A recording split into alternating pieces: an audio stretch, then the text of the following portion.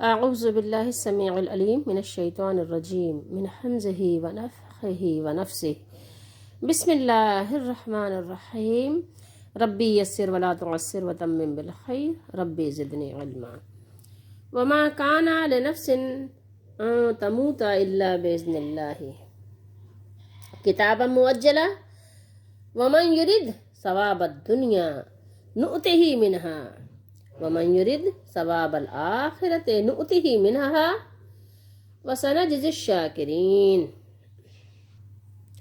آیت نمبر 145 ہے سورہ آل عمران اور چوتھا سپارہ، ترجمہ کنز الایمان۔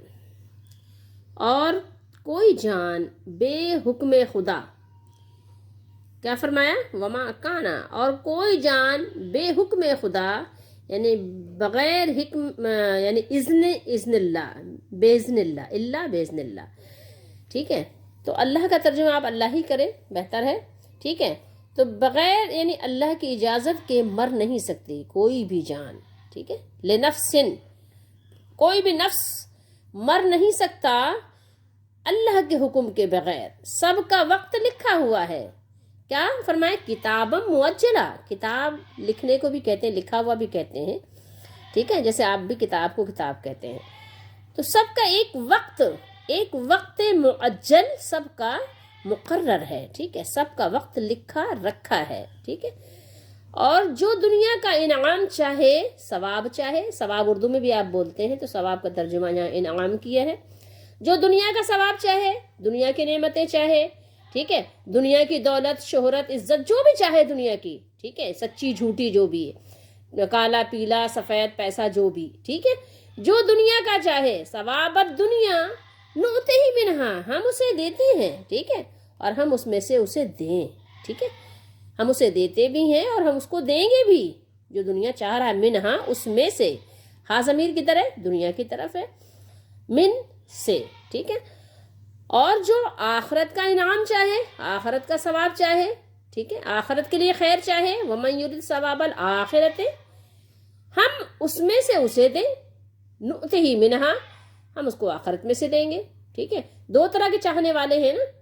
تو آخرت کا چاہنا یہ مطلب نہیں کہ دنیا سے وہ کچھ لے ہی نہیں رہا ہے، کیونکہ دنیا میں ظاہر ہے انسان چاہے یا نہ چاہے اس کو لینا ہی پڑے گا۔ اللہ تعالیٰ نے ایسے انسان کو پابند بنایا ہے کہ آپ کو لینا پڑے گا، یہی تو آپ کا امتحان ہے کہ آپ دنیا میں ایک دن بھی کھائے بغیر جی نہیں سکتے۔ اگر کم از کم جی بھی رہے، سانسیں آ بھی رہی ہیں، اگر آپ تو بستر میں پڑے ہوں کسی لائق نہیں رہیں گے کہ کچھ کر سکیں۔ دن بھر کے روزے ہی کی مثال لے لیں آپ، روزہ کتنے ٹائم کا ہوتا ہے؟ صبح سے لے کے شام تک ہی تو ہوتا ہے، اتنا ہی تو ہوتا ہے نا۔ غروب آفتاب کے فوراً بعد آپ روزہ کو کیا کرتے ہیں؟ کھول دیتے ہیں، ٹھیک ہے؟ کھانا پینا شروع کر دیتے ہیں۔ تو دن بھر کے روزے میں آپ کا کیا حال ہوتا ہے؟ نڈھال ہو جاتے ہیں نا۔ مزدوری نہیں کر سکتا، کھیتی باڑی کرنے والا کسان ظاہر ہے بہت زیادہ وہاں محنت نہیں کر سکتا، یعنی ہر ایک کی محنت کی ایک لمٹ ہو جاتی ہے، اس سے زیادہ نہیں کر سکتا۔ بہت زیادہ تیز دھوپ میں وہ کام نہیں کر سکتا، ٹھیلا نہیں چلا سکتا، ورنہ کیا ہوگا؟ بے ہوش ہو جائے گا وہ۔ تو ایک انسان کے اللہ نے لمٹ رکھی ہے، تو دنیا سے تو لینا ہی ہے، لیکن یہی اس کا امتحان ہے کہ وہ کتنا لیتا ہے اور کس طرح لیتا ہے، ٹھیک ہے؟ لیکن وہ جو دنیا لینے کی بات اللہ تعالیٰ فرما رہا ہے وہ ابھی ہم آپ کو بتاتے ہیں کہ جیسے دنیا آج ہم لے رہے ہیں، ہم کس طرح سے لے رہے ہیں دنیا کو، اور دنیا سے کیا لے رہے ہیں، کیسے لے رہے ہیں۔ وَسَنَجْزِي الشَّاكِرِينَ، اور قریب ہے نہیں، ان قریب آپ کہیں ترجمہ کریں، اور ان قریب ہے کہ ہم شکر والوں کو صلہ عطا کریں گے، ٹھیک ہے؟ اچھا، یہاں آپ دیکھیں گے یہ کنز الایمان ترجمے میں، احمد رضا کے ترجمے میں، تو عموماً اکثر جگہ پہ جہاں مجبور ہو گئے وہ اور بات ہے، ورنہ یہاں انہوں نے ہے کے ترجمہ، ہیں کا ترجمہ، گے کا ترجمہ کرتے نہیں ہیں۔ کیوں نہیں کرتے؟ اس کی لاجک کسی نے بتائی تھی، میں نے سنی تھی، غالباً کہیں پڑھی تھی کسی کتاب میں، کہ وہ ہے کا ترجمہ اس لیے نہیں کیا کہ اگر ہے گا آپ ترجمہ کرتے ہیں نعوذ باللہ، تو وہ کہتے ہیں ان کے اپنے خیال میں کہ تو کیا اللہ تھا نہیں، کیا ہوگا نہیں، یہ اپنی طرف سے منطق لے آئے ہیں۔ بھائی ہے کا ترجمہ سے یہ مراد کب ہو رہا ہے کہ آگے نہیں دے گا اللہ تعالیٰ، ٹھیک ہے؟ تو اس لیے اس طرح کا ترجمہ یہ نہیں کرتے، بسم اللہ میں بھی نہیں کیا ہے، بسم اللہ کے ترجمے میں بھی آپ کو ہے نہیں ملے گا۔ خیر بہرحال کہ وہ بہت مہربان ہے، بہت مطلب وہاں تک، اس کے بعد انہوں نے چھوڑ دیا ہے رحمت والا کہہ کے، وہاں پہ والا پہ ختم کر دیا، ہے نہیں کیا، ٹھیک ہے؟ تو اس لیے یہ ہر ایک کی اپنی اپنی ظاہر، ہر ایک نے ظاہر ہے جب آپ صحابہ کرام کا فہم نہیں دیکھیں گے تو ایسے ہی معاملہ ہوتا ہے اور ایسے ہی ہو رہا ہے. تو یہ ہے کہ ہم عطا کریں گے ان قریب. ہم اس کو کیا کریں گے؟ شکر کرنے والوں کو کیا عطا کریں گے؟ بہترین صلہ عطا کریں گے. اللہ اپنی رحمت عطا کرے گا، جنت عطا فرمائے گا. ٹھیک ہے. دیکھیے اس آیت مبارکہ کا پچھلی آیتوں سے کوئی ربط ہے؟ یہاں بات ہوئی تھی آیت نمبر 144 میں. دیکھیے ربط یہ ہے کہ پچھلی آیت میں 144 میں اللہ تعالیٰ نے بیان کیا نبی کریم صلی اللہ علیہ وسلم کے لیے کہ آپ صلی اللہ علیہ وسلم اللہ کے رسول ہیں. ٹھیک ہے. یہ یاد رہے کہ آپ اللہ کے رسول ہیں، اور اللہ کے رسول آپ سے پہلے بھی دنیا میں تشریف لائے. اور رسول اور رسل، ٹھیک ہے، یہ ہمیشہ رہنے کے لیے دنیا میں نہیں آئے کہ یہ دنیا میں ہمیشہ رہیں گے. ٹھیک ہے. یہاں یہ بات اللہ تعالیٰ نے صحابہ کرام رضی اللہ تعالیٰ عنہم کو بتائی، سمجھائی. کیونکہ احد میں ایک بہت بڑا جو دل کو صدمہ پہنچا تھا وہ یہی تھا کہ آپ صلی اللہ علیہ وسلم کے بارے میں یہ خبر اڑا دی گئی تھی کہ آپ صلی اللہ علیہ وآلہ وسلم شہید ہو گئے. تو جو کچھ صدمے تھے ان سب سے بڑا صدمہ یہی آ گیا کہ آپ صلی اللہ علیہ وسلم شہید ہو گئے. یعنی جن صحابہ نے یہ سنا وہ اپنے حال سے بے حال ہو گئے. تو یہاں اللہ تعالیٰ نے ایک بات سمجھائی صحابہ کرام کو، اس میں تنبیہ فرما دی کہ رسول اللہ صلی اللہ تعالیٰ علیہ وآلہ وسلم تو ایک نہ ایک دن اس دنیا سے رخصت ہونے والے ہیں. ایسا نہیں ہے کہ آپ صلی اللہ علیہ وسلم ہمیشہ رہنے آئے ہیں، کہ آپ نے یہ خبر سن لی تو اب آپ لوگ اللہ تعالیٰ کا جو دین ہے اس کے مشن کو آپ ترک کر دیں گے اور سب وہی صرف اور صرف غم ہی منائیں گے. نہیں، ایسا نہیں ہے. آپ کے بعد بھی مسلمانوں کو دین پر ثابت قدم رہنا ہے. اس سے یہ بھی آپ کو ہمیں معلوم ہو گیا، پتہ چل گیا کہ یہ دنیا کیا ہے؟ عارضی ہے. یہاں کسی نے بھی ہمیشہ نہیں رہنا. اور یہ بھی کہ جنگ احد میں جو مسلمانوں کو عارضی شکست ہوئی تو اس عارضی شکست کے وقت بھی آپ صلی اللہ تعالیٰ علیہ وآلہ وسلم کو جو تکلیف پہنچائی گئی کہ آپ کو زخم لگے، اور آپ صلی اللہ تعالیٰ علیہ وآلہ وسلم کو دشمنوں نے بہت تکلیف پہنچائی. لیکن یہ جو آپ کی وفات کی خبر مشہور ہونے میں ایک قدرتی جو راز تھا کہ آپ کے بعد جو حالات صحابہ کرام رضی اللہ تعالیٰ عنہم کو پیش آنے والے تھے، جو پیش آ سکتے تھے، وہ آپ کی دنیاوی حیات ہی میں ظاہر کر دیے گئے تاکہ آپ صلی اللہ تعالیٰ علیہ وآلہ وسلم ان کو اچھی طرح سے اپنی زبان مبارک سے خود سمجھا دیں. اور آئندہ جب یہ واقعہ واقعی یعنی سچ مچ رونما ہو جائے کہ آپ صلی اللہ تعالیٰ علیہ وآلہ وسلم دنیا سے رخصت ہوں، تو صحابہ کرام رضی اللہ تعالیٰ عنہم ہمت اور حوصلے کے ساتھ کام لیتے ہوئے دین اسلام کی خدمت، دین اسلام کی سربلندی اور اس کے مشن کو جاری رکھنے کا جو سلسلہ ہے اس کو اچھے طریقے سے جاری رکھیں. بہرحال پھر ہوا بھی یہی. کیا ہوا؟ ہوا یہ کہ جب آپ صلی اللہ تعالیٰ علیہ وآلہ وسلم کی وفات کے وقت بڑے بڑے کبار صحابہ کرام رضی اللہ تعالیٰ عنہم کے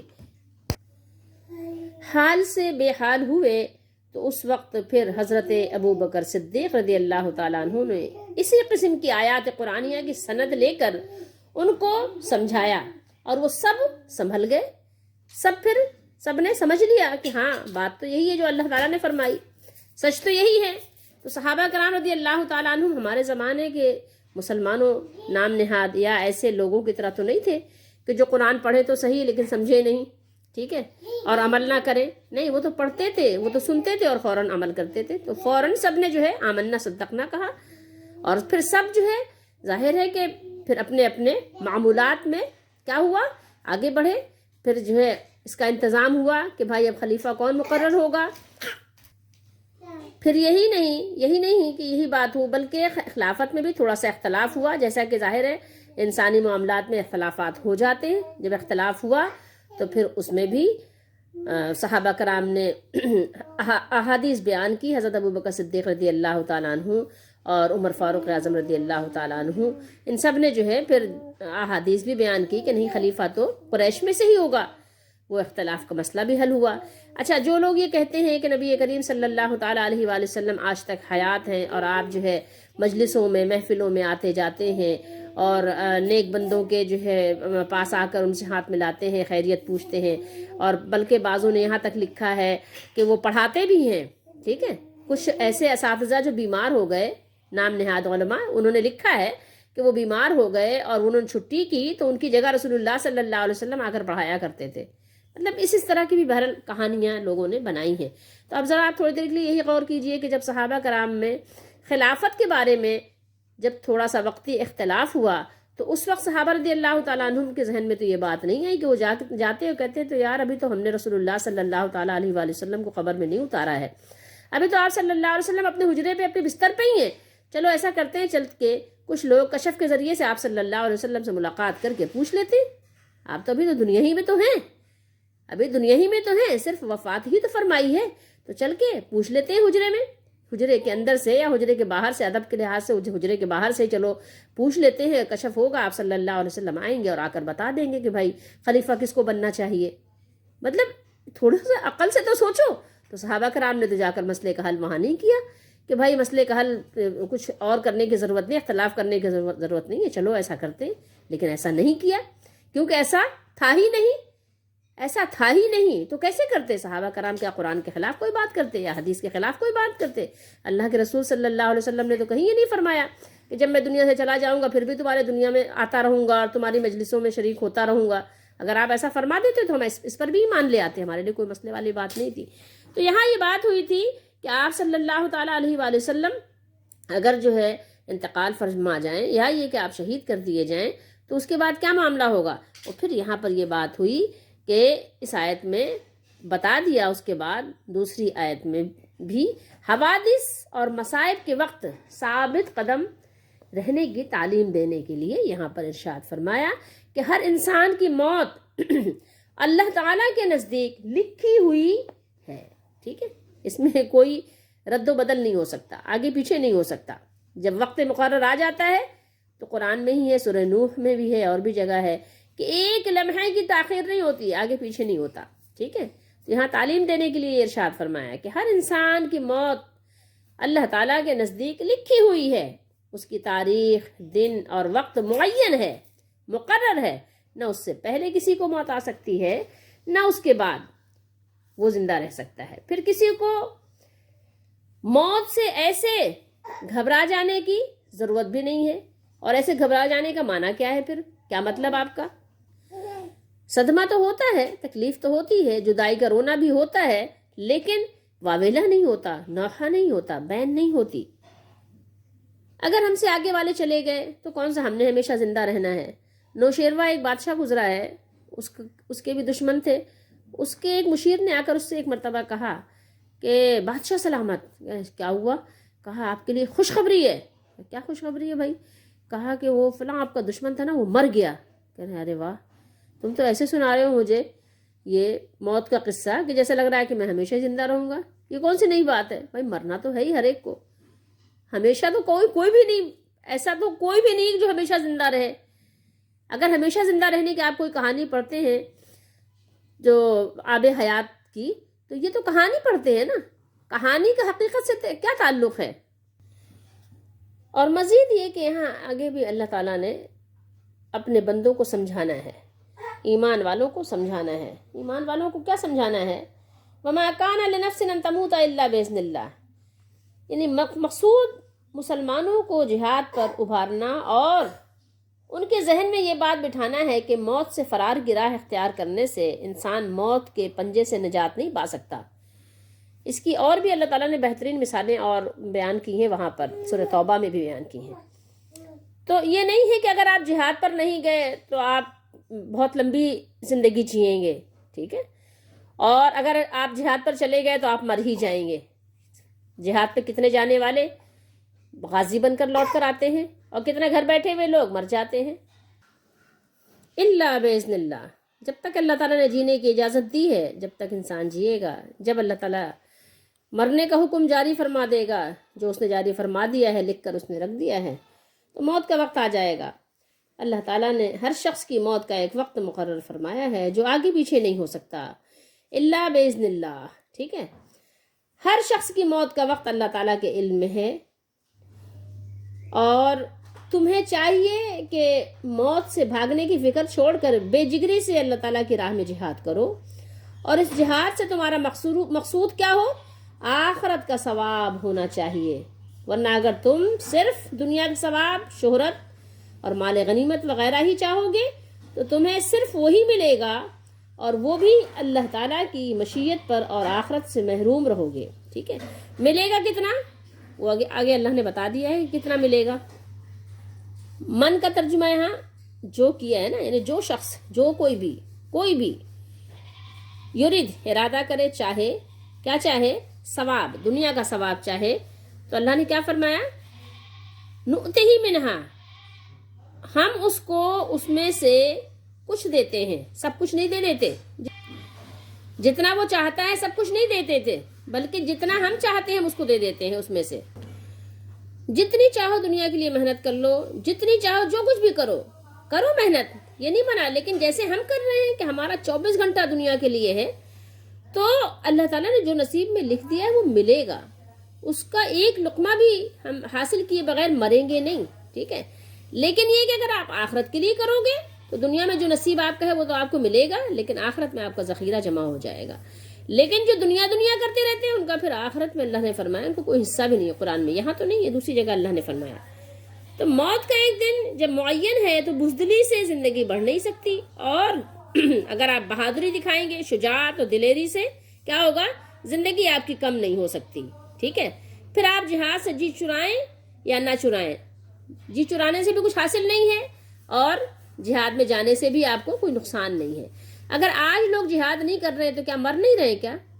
اگر آج جہاد نہیں ہو رہا ہے، لوگ شہید نہیں ہو رہے ہیں، تو آپ کیا دیکھیں مر نہیں رہے، بلکہ میرا خیال ہے پہلے سے زیادہ مر رہے ہیں۔ پہلے تو پھر بھی زندگیاں تھیں لوگوں کی، اب تو دیکھیں تو دھڑکا ہی لگا رہتا ہے کہ 25 سال کا بھی سننے میں آتا ہے کہ وہ کسی کوئی کہتا ہے ہارٹ فیل ہو گیا، بس موت کا بہانہ آپ کہیں، ہارٹ فیل کیا چیز ہے، بس ہو گیا، ٹھیک ہے؟ کوئی 30 سال میں بھی کسی کو کوئی کینسر لاحق ہو گیا، کسی کو کچھ لاحق ہو گیا، کسی کو حادثہ پیش آ گیا، کچھ نہیں، تنو من تھے، بالکل صحت مند تھے، حادثہ ایسا پیش آ گیا۔ اور بہت بڑے بڑے مالدار لوگوں کی بات ہو رہی ہے، بڑے بڑے بزنس مین، یہی نہیں بلکہ ایک کمپنی کے چیف ایگزیکٹو کو ہم جانتے ہیں کہ کتنی ایج تھی ان کی، کوئی 50 سے 55 سال ان کی ایج تھی، اور آپ یقین کریں کہتے ہیں کہ وہ اپنے یعنی جو ڈرائیور تھا وہ ڈرائیو کر رہا تھا، اور ان کی جو ہے عادت تھی آواز نکالنے کی، کچھ آوازیں کچھ لوگ ہوتے ہیں بیٹھے بیٹھے آواز نکالتے ہیں، کچھ ہاں اس طرح سے، یعنی ڈرائیور نے کہا کہ وہ آواز نکال رہے تھے صاحب ہمارے، اور وہ واک کے لیے لے کے جا رہا تھا غالباً ان کو گارڈن کی طرف کی، وہ واک کرتے تھے شام میں، اور پھر اسی میں جو ہے پتہ چلا کہ راستے میں گاڑی میں انہوں نے آوازیں نکالی، ڈرائیور نے اتنی کوئی اہمیت نہیں دی، اور پتہ چلا پیچھے مڑ کے جب اس نے دیکھا کہ جب دو آوازیں کچھ یعنی زیادہ ہی عجیب سی تھیں، جب مڑ کے دیکھا تو کہہ رہے صاحب نے گردن جھکا دی تھی۔ اب آپ بتائیں کہ اس سے بڑا یعنی کمپنی کا جو چیف ہو اس کا کتنا بڑا عہدہ ہوتا ہے، لیکن کیا اس کے عہدے نے، اس کے مال نے، اس کی عزت نے، شہرت نے اسے بچایا؟ نہیں بچایا۔ تو آج اگر جہاد نہیں ہو رہا تو آپ دیکھیں کہ اموات نہیں ہو رہی، اموات تو اپنی عروج پر ہیں۔ تفسیر ابن ابی حاتم سے ہم آپ کو ایک واقعہ سناتے ہیں۔ امام ابن ابو حاتم نے حبیب بن صحبان کی روایت کو بیان کیا ہے کہ حجر بن عدی نامی ایک مسلمان نے کہا تھا کہ دجلہ عبور کر کے دشمن تک پہنچنے میں آخر تمہیں کون سی بات مانے ہے؟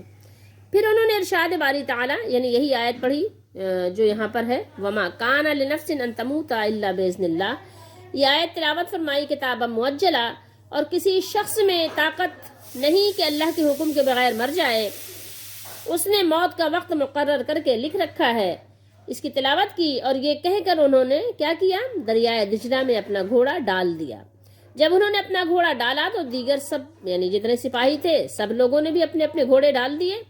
دشمن نے جب یہ منظر دیکھا تو کہا یہ تو جن اور بھوت ہیں، پھر وہ بھاگ گئے۔ دشمن کیا ہوا؟ بھاگ گئے کہ نہیں بھئی یہ تو انسان نہیں ہے، انسان ایسے کیسے کرے گا؟ یعنی یقین ایک کامل ہونا چاہیے، وہ نہیں ہونا چاہیے شک والا یقین، نہیں ہونا چاہیے کہ آپ کو کچھ ڈاؤٹ ہو، نہیں، پورا کامل یقین ہو اللہ پر کہ کہ اللہ نے لکھا ہے. اور پھر یہ کہ اللہ کا نام لے کر کوئی پہاڑ سے چھلانگ تھوڑی لگا رہے ہیں. ہاں اللہ تعالیٰ کے لیے اگر دشمنوں سے مٹ بھیڑ ہے تو آپ اگر پہاڑ سے بھی چھلانگ لگائیں گے تو اس وقت بھی پھر اللہ آپ کی حفاظت کرے گا، کیونکہ آپ نے کوئی تماشا دکھانے کے لیے چھلانگ نہیں لگائی ہے کہ کوئی آپ تماشا دکھا رہے ہیں، کوئی شوٹنگ کر رہے ہیں، یا بلکہ آپ یہ کہ جو ہے کیا کہتے ہیں کوئی ڈرامہ کر رہے ہیں، ٹھیک ہے، یا اللہ تعالیٰ کی قدرت کو آزما رہے ہیں. ایسا نہیں کر رہے ہیں، بلکہ یہ کہ ضرورت اور وقت کے وقت، انہیں وقت ہے یہ کام کرنے کا کہ دشمن ظاہر ہے وہ گھیرا ہوا ہے اس نے ہم کو، تو ہم کیا کریں؟ اپنے گھر میں کیا کریں؟ دروازے بند کر کے چوڑیاں پہن کے بیٹھ جائیں؟ نہیں. پھر ایسے وقت میں اللہ کا نام لے کر اگر آپ جو ہے چھلانگ لگائیں گے تو پھر اللہ کی مدد آئے گی. یہ سوچئے کہ پھر اللہ تعالیٰ یقیناً اگر اس نے موت نہیں لکھا تو پھر موت نہیں آئے گی. اور اسی طریقے سے آگ کو عبور کرنا ہو تو اللہ کا نام لے کے عبور کریں گے تو کر جائیں گے. لیکن یہ کہ تماشا دکھانے کے لیے کہ نہیں آگ میں ہاتھ ڈال دیں، تو ایسا نہیں ہے. اگر آپ آگ میں ہاتھ ڈالیں گے تو ہاتھ جلے گا بالکل. اور جو شخص دنیا کا بدلہ چاہے، دنیا کا ثواب چاہے، دنیا کی نعمتیں چاہے، ٹھیک ہے، تو یہاں پر ایک چیز بھی ہمارے لیے غور ہے، ٹھیک ہے، غور کرنے کی ہے، مقام غور ہے، اور غور و فکر کرنے کے لیے بھی ہے کہ ہمارے یہاں آپ نے سنا ہوگا بہت سے لوگوں سے کہ ہم نے تو آج تک گناہ کیا ہی نہیں، ہم نے تو کسی کو نقصان پہنچایا ہی نہیں، ہم نے تو کسی کا برا سوچا ہی نہیں، ہم نے تو کسی کا برا کیا ہی نہیں. اس طرح کے الفاظ ہم سننے کو ہمیں ملتے ہیں. اچھا، ہم تو ڈرتے رہتے ہیں، ہم تو اتنا دیتے ہیں، اور ہم نماز پڑھتے ہیں، ہم اتنی نماز پڑھتے ہیں، ہم اتنا قرآن پڑھتے ہیں، ہم تو اتنی نیکی کرتے ہیں، ہم تو اتنا جو ہے بانٹتے ہیں، ہم تو اتنا غریبوں کا خیال کرتے ہیں. بہت سے لوگ اس طرح کی باتیں اعلان کرتے ہیں لوگوں میں، ٹھیک ہے، اپنی تعریفی کلمات لوگوں میں بیان کرتے ہیں. مقصد کیا ہوتا ہے کہ یعنی ہم بہت نیک ہیں تو ہمارے ساتھ بہت اچھا معاملہ ہونا چاہیے. ان کا بتانے کا مقصد یہ ہوتا ہے یعنی پھر بھی ہم پر تکلیف آ گئی ہے تو بھائی اگر آپ کو اس طرح کے خیالات، شیطان اگر وسوسے اور اس طرح کے یعنی خیالات آپ کو لائے شیطان اور پریشان کرے، تو آپ پھر صحابہ کرام رضی اللہ تعالیٰ عنہم کی زندگی کو یاد کیا کریں، صحابیات کو یاد کیا کریں، انبیاء علیہم الصلاۃ والسلام کی زندگی یاد کیا کریں.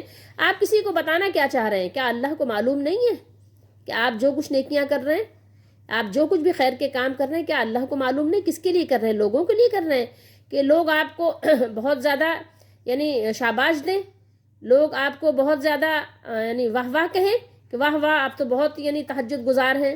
لوگوں کو بتانے کا کیا مقصد ہے؟ آپ نے اللہ کے لیے کیا ہے کہ آپ کو نہیں معلوم کہ اللہ کو سب معلوم ہے؟ وہ اندھیریوں میں بھی دیکھتا ہے، اندھیریوں کے حالات کو بھی جانتا ہے، وہ ہر وقت کے حالات سے ہمارا ہو یا آپ کا سب سے واقف ہے. وہ جانتے ہیں نا کہ اللہ کو سب معلوم ہے. تو پھر کیا لوگوں سے بدلہ چاہیے؟ لوگوں سے شاباش چاہیے؟ لوگوں سے تھینکس چاہیے؟ کیا چاہیے لوگوں سے؟ اگر آپ لوگوں سے چاہتے ہیں تو پھر اللہ تعالیٰ لوگوں ہی سے دلائے گا آپ کو، پھر وہ خود نہیں دے گا. اور اگر آپ اللہ سے چاہتے ہیں تو اللہ تعالیٰ کو سب معلوم ہے کہ کس نے اللہ کے لیے کون مخلص ہے، کس کا عمل سنت کے مطابق ہے. دیکھیں عمل کے 2 شرطیں ہیں ایمان لانے کے بعد. اگر آپ ایمان کو بھی ملا لیں گے تو 3 شرطیں ہو جائیں گی. اگر آپ ایمان لانے کے بعد اگر آپ شرطیں لگائیں گے تو 2 شرطیں ہیں عمل کی قبولیت کے لیے. اگر دونوں شرطیں وہ پائی جائیں گی تو لازمی قبول ہوں گی. ایک تو یہ کہ عمل صرف اور صرف اللہ کے لیے ہو خلوص کے ساتھ، اور دوسرا یہ کہ وہ سنت کے مطابق ہو جیسا کہ اللہ تعالیٰ نے اپنے رسول علیہ الصلوۃ والسلام کے ذریعے سے ہمیں سکھایا ہے. اس کے علاوہ قبول نہیں ہے. اور ایمان تو پہلی شرط ہے، ٹھیک ہے. ایمان کے بغیر کوئی بھی عمل کتنا بھی کر ڈالو پھر وہ آپ کا عمل ہے، ٹھیک ہے. عمل تو ظاہر ہے انسان کوئی بھی کرتا ہے، عمل تو ایک ذمہ دار بھی عمل کرتا ہے، کچرا صاف کرتا ہے، بہت بڑا عمل ہے اس کا. بتائیں آپ سوچ سکتے ہیں کہ کتنا بڑا عمل وہ کر رہا ہے کہ گندگی میں ہاتھ ڈال کے وہ آپ کو صفائی آپ کو جو ہے کہ کہتے ہیں مہیا کرتا ہے آپ کے لیے. کتنی بڑی بات ہے کہ ہر ایک کے بس کی بات نہیں ہے کہ وہ صفائی کر کے آپ کو جو ہے نا صفائی پرووائڈ کرے گندگی میں اپنا ہاتھ ڈال کر، ٹھیک ہے. کس قدر یعنی وہ بڑا کام کر رہا ہے اگر ایک نظر سے آپ دیکھیں تو، ٹھیک ہے. لیکن کیا ہے؟ عمل تو ہے اس کا، عمل تو کر رہا ہے وہ. تو عمل تو ہر ایک کا ہے، عمل ہے. لیکن اگر وہ عمل اللہ کے لیے ہے تو اللہ کو معلوم ہے اللہ تعالیٰ ثواب دے گا. تو اگر آپ چاہتے ہیں کہ لوگ آپ کو بدلہ دیں کہ آپ نے اچھا کیا تھا، اگر آپ نے جہاد کیا تھا، جو کچھ بھی جتنے بھی اچھے عمل کیے تھے، پیسے بانٹے تھے، تہجد پڑھی تھی، بہت زیادہ غریبوں کا خیال کیا تھا، تو آپ چاہتے ہیں کہ جو شخص دنیا میں اعمال کا بدلہ چاہے تو اس کو ہم یہی بدلہ دے دیں گے، ٹھیک ہے. کیونکہ اس نے اللہ کے لیے نہیں کیا نا، تو اللہ تعالیٰ یہی دے کر جو اس کا جو جتنا حصہ بنتا ہے نا، جتنا اس کا حصہ بنتا ہے، اللہ تعالیٰ اس کا حساب کتاب کر کے کہیں نہ کہیں سے اس کو پورا کر کے اس کو دے دے گا. کہیں نہ کہیں سے مراد یہ ہے کہ ظاہر ہے کبھی دن میں، کبھی رات میں، کبھی زندگی کے آغاز میں، کبھی اختتام پر، کبھی موت کے وقت، کہیں نہ کہیں سے مراد میرا یہ ہے. کہیں نہ کہیں سے یہ نہیں سمجھنا کہ انسانوں کی طرح کہیں نہ کہیں سے پورا کریں گے، نعوذ باللہ. ٹھیک ہے، تو ہم اس کو پھر دے دیں گے، اور جو آخرت میں طالب ثواب ہو اس کو وہاں اجر عطا کریں گے. جس نے نیک کام کیا لیکن ارادہ اس کا دنیا میں تعریف تھا کہ لوگ ہماری تعریف کریں، دنیا میں نمود و نمائش تھا، دنیا میں شہرت تھی، ٹھیک ہے، دنیا میں اپنی عزت افزائی اس کو مقصود تھی کہ لوگ پاؤں دبائیں، لوگ ہاتھ چومیں، لوگ جو ہے کہ اونچی جگہ بٹھائیں، تو اس کو یہ سب کچھ بھی ملے گا. ٹھیک ہے، اس نے اس لیے کیا ہے نا، جس لیے اس نے کیا ہے اس کو ضرور ملے گا دنیا میں. لیکن اگر کسی نے خالصتاً اپنے مالک کے لیے کیا، وَمَن يُرِدْ ثَوَابَ الْآخِرَةِ نُؤْتِهِ مِنْهَا، تو ہم اس کو جو ہے اس میں سے دیں گے. ٹھیک ہے، آخرت میں سے دیں گے، لیکن دنیا میں جو اس کے نصیب میں ہے اس کا کم نہیں ہوگا. کیوں نہیں کم ہوگا؟ کہ اللہ نے مقرر کر دیا ہے. اللہ کا وعدہ جو ہے بدلتا نہیں ہے، اس کی باتیں تبدیل نہیں ہوتی. تو جس نے آخرت کے لیے کیا اور خلوص سے کیا، اپنے مالک کو راضی کرنے کے لیے، مالک کو راضی کرنے کے لیے کیا، تو اس کو اس کا بدلہ ملے گا. ٹھیک ہے، دنیا میں اس کا جتنا اس کا حصہ مقرر ہے اس کو ملے گا. اگر وہ تھوڑے پہ راضی ہو جاتا ہے تو اللہ تعالیٰ بھی اس کے تھوڑے عمل پر راضی ہو جاتا ہے. ٹھیک ہے، وہ فرائض ادا کرتا ہے، اللہ تعالیٰ راضی ہو جاتا ہے. اللہ کو معلوم ہے کہ میرا مخلص بندہ ہے، اس کے پاس اتنا ہی وقت ہے، یہ اور بہت سارے اس کے پاس کام ہیں، یہ لوگوں کو دین کی باتیں سکھا رہا ہے، تو یہ فرض پڑھ لے رہا ہے، وتر پڑھ لیتا ہے، جب اس کو ٹائم ملتا ہے تو یہ سنتیں اور نوافل بھی ادا کرتا ہے. لیکن یہ کہ اللہ کو معلوم ہے کہ میرا مخلص بندہ ہے، یہ میرے سوا کسی کے سامنے اپنا سر نہیں جھکاتا. اللہ تعالیٰ اس کو دنیا میں سے بھی دے گا، اور آخرت میں تو ہے. اللہ تعالیٰ نے فرمایا کہ آخرت میں تو اللہ تعالیٰ اس کو دے گا، اللہ ہی دے گا، اور اللہ تعالیٰ خود دے گا، اور ایسی جزا دے گا کہ بس پھر اس کے لیے کبھی کوئی رسوائی نہیں ہوگی. اس کو ہمیشہ کی جنت ملے گی، ایسی جنت ملے گی کہ جہاں پر اس کو کوئی بھی تکلیف دہ خبر نہیں آئے گی کہ آج بھائی فلاں بیمار ہو گیا، فلاں دوست تمہارا، فلاں تمہارا ساتھی وہ انتقال کر گیا، آج وہ پتہ ہے دکان جو ہے وہ جل گئی، آج وہ پتہ ہے مکان وہاں زلزلہ آ گیا گر گیا، آج جو ہے پتہ ہے فلاں علاقے میں سیلاب آ گیا، فلاں جگہ یہ ہو گیا، فلاں کو حادثہ پیش آ گیا. اس طرح کی کوئی خبر نہیں آئے گی. اعلیٰ قسم کے اللہ تعالیٰ جنت دے گا اور جنت کی نعمتیں دے گا. تو ایسی جنت کے لیے تیاری کرو جہاں پر کسی بھی قسم کی تکلیف دہ خبر بھی آپ کو سننے کو نہیں ملے گی. تو دنیا اس قدر حاصل کرو جتنی یہاں ضرورت ہے آپ کو. بہت سارے آپ نے پلاٹ بنا لیے، بہت سارے آپ نے مکانات بنا لیے، کیا کریں گے؟ اتنی جگہ رہ سکتے ہیں کیا؟ 2 روٹی سے زیادہ آپ کیا کھا سکتے ہیں کیا؟ بتائیے. 1 کلو گلاب جامن آپ لے آئیں، کہ آپ 1 کلو گلاب جامن اپنے پیٹ میں ڈال سکتے ہیں کیا؟ نہیں ڈال سکتے. کتنا کھائیں گے آپ؟ ایک لمٹ ہے آپ کی. اس کے بعد میدا بھی آپ کا نا وہ جواب دے دے گا، نہیں بھائی نہیں، اب نہیں ہے اس میں گنجائش، مت ڈالو ورنہ میں خود بھی پتہ ہے کام کرنا چھوڑ دوں گا. آپ کا میدا بھی ایک اس کی بھی لمیٹیشن ہے. اور دنیا کے معاملہ یہ ہے کہ جتنی روزی آپ کے نصیب میں لکھی ہے تھوڑی سی محنت سے بھی مل جائے گی، اور بہت ساری محنت آپ کریں گے جبھی بھی وہ مل جائے گی. جتنی روزی اللہ نے آپ کے لیے لکھی ہے آپ دیکھ لیں. کتنے ایسے ہیں جو پڑھے لکھے بھی بیچارے کیا کرتے ہیں 33-34 گریڈ سے بھی ریٹائر ہو جاتے ہیں، اور کتنے ایسے ہیں آپ دیکھیں کہ چھوٹا سا بزنس کرتے ہیں، بہت بڑا بزنس مین بن جاتے ہیں وہ. اللہ تعالیٰ ان کو جو ہے جو ان کے لیے لکھا ہوا ان کو مل جاتا ہے. کبھی کسی کی دعا کی وجہ سے، کوئی بھی وجہ ہو سکتی ہے، صدقہ خیرات کی وجہ سے وہ زیادہ خیرات کرتے ہیں تو ان کو وہ مل جاتا ہے. وَسَنَجْزِي الشَّاكِرِينَ، فرمایا اللہ نے، اور ہم شکر گزاروں کو عنقریب بہت اچھا صلہ دیں گے. یعنی ان کے شکر اور عمل کے مطابق ہم انہیں اپنے فضل و رحمت سے دنیا اور آخرت میں اچھا بدلہ عطا کریں گے. اب آپ غور فرمائیے کہ میرے اور آپ کے لیے اس میں کیا سبق ہے؟ سبق ہے کہ نہیں ہے؟ ہمارے اور آپ کے ہی لیے سبق ہے. اس میں قرآن پڑھنے والوں ہی کے لیے اس میں سبق ہے، قرآن کو کھولنے والوں ہی کے لیے اس میں سبق ہے.